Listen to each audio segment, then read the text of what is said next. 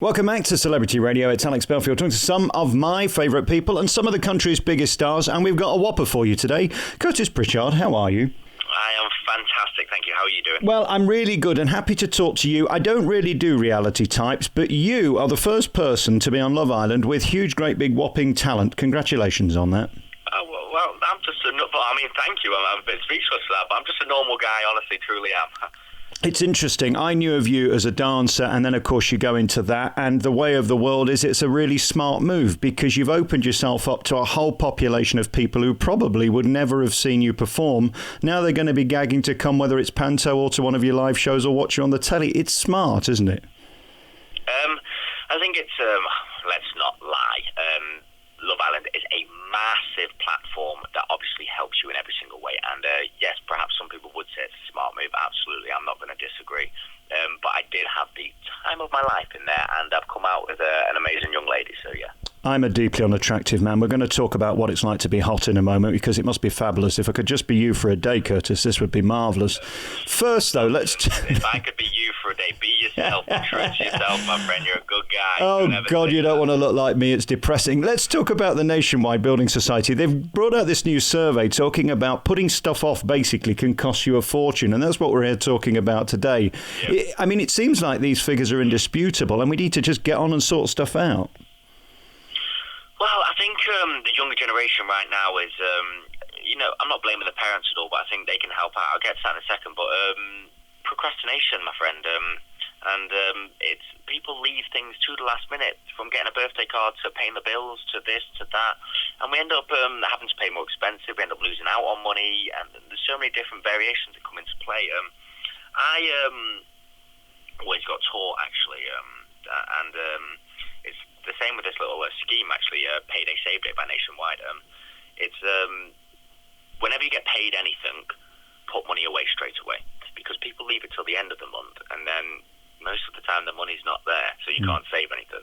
But if you put it away straight away, you'll adapt, and then you'll get used to doing that, and basically you end up getting a nice little bit of a savings going on, and then you can pay for these unwanted bills that come up sometimes, and unexpected amazing things. For example, a child, because I know as a young person, I know somebody that had a kid, and it was unexpected, but they're absolutely grateful for it, and they're having the time of their life. But he didn't have a massive savings or anything. He never did anything like that, and he would have loved to have had a saving to look after the kid, because it was unexpected. And that's why it's a massive bit of advice for the young generation, like, save money, just do it. Whatever your paycheck is, put a little bit of. It's interesting, isn't it? If you book a train ticket a month in advance, you get it for a quarter of the price. It's things like that, being clever too, that can save you a fortune by the end of the year. Yeah, and that's so true. That's great advice as well, actually, yeah. Book things in advance because it works out cheaper normally. You can find out more by going to the Nationwide Building Society website, and all their procrastination stuff is there. Find out how you can save a fortune. Not going bad for you at the moment. I mean, before you'd even come out, you'd booked Panto in December. I can't wait to see your Dick. Yeah, that's right. I am Dick Whittington. What a way of describing it. I think it's a Julian Clary line from the Palladium last year, but I'm happy to nick it, you know. You know what, I can't wait to start it. It's going to be a new experience, and obviously it'll have dancing in, which is my passion and my life, and it's going to have the singing aspect as well, and the acting. So I'm really looking forward to giving that a go and experiencing something new. When you're sat in that Love Island, I'm doing a show for ITV4 next year called Minga Island, by the way, and they've booked me. They think I'm going to be one of the biggest stars.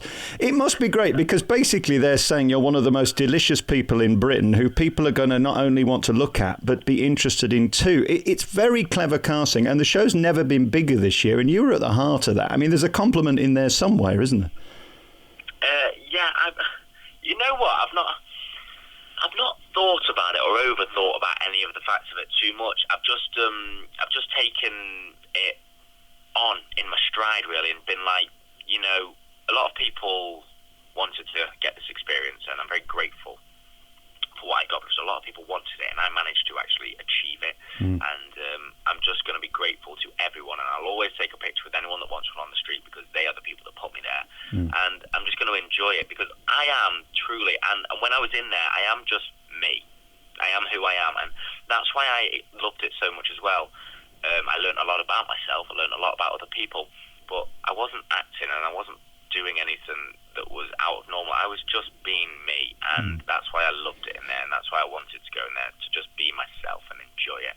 I'm an old guy. Can I give you some advice? 25 years in show business. There's one thing you need to know. Hand sanitizer. When you do the grip and grins with the general public, make sure that you just give it a quick squirt and a wipe afterwards, because you never know where they've been. You know what I mean? Oh, that's actually a very good point, actually, because, thank you for that, yeah. You never know what you could catch. And I'll take that, yes. it's interesting at the beginning of the year. It started off so negative, and when I first covered you, I think was that attack in the nightclub, and it was all so sad and down. And to think some 7 months later, here you are talking about this. It's been an incredible year for you, hasn't it?